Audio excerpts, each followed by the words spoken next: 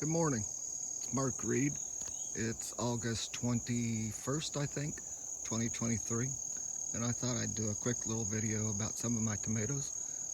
This group here, I can't remember if I put these in a video before or for sure or not, but these are a wild cross mix between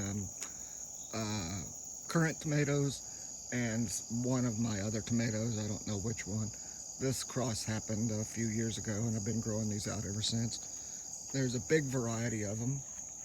These little yellow ones, they're all real good. Those little orangish red ones, these bigger ones in here, some, those bigger kind of oblong ones, they're real good. There's just a big variety of these. They mostly grow volunteer. I did start some seeds. Some of these were started from seeds this spring on purpose, but ordinarily I just let them volunteer and do what they will. They're pretty cool tomatoes. Very well adapted to my garden, I think. I apologize for that awful screechy noise. It's some kind of bugs, I don't know what, but they never seem to shut up. And back over here's some more of those that did come up volunteer. They're good too. Some down in there. And then over here I have what I call Utah heart tomatoes. I call them that because they are a big heart-shaped tomato, like ox heart type. I got them from a friend in Utah, Joseph Lofthouse. He grows a lot of tomatoes, a lot of other things there too.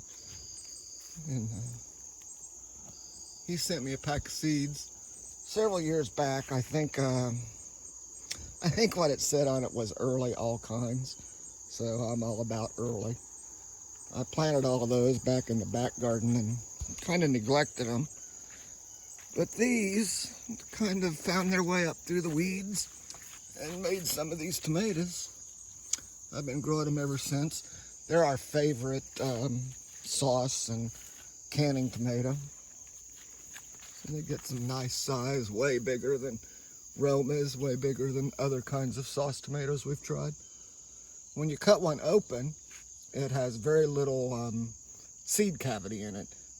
It's just real solid and meaty. Not a lot of seeds in one either. We've been canning off of these, and this is really kind of a second flush. And a lot of new fruits on there too. I suppose they'll keep going until it frosts.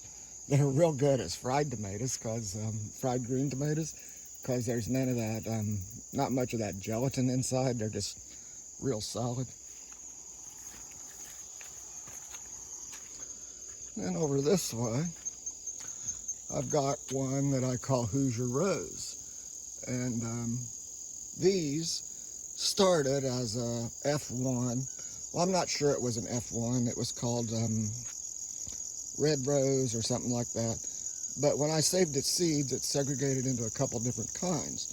So these have adapted really well over the years too. Nice. They get much larger than this one. We've been eating these for a while now. Now this plant, if you look up here, this string is 7 feet off the ground. So this thing's absolutely huge. And actually it's 2 or 3 plants. I don't know for sure. They came up in a clump volunteer this spring, and it frosted a couple of times, and some kind of little snails came along, and all but 2 or 3 of these plants were killed by that. So I'm keeping a bunch of seeds from this plant this year. Also a whole bunch of the Utah heart seeds and a bunch of the little cherry seeds. So anyway, this is just what they can do as far as adaptation to your garden if you just keep growing them year after year and selecting for the best ones. Talk to you later. Bye.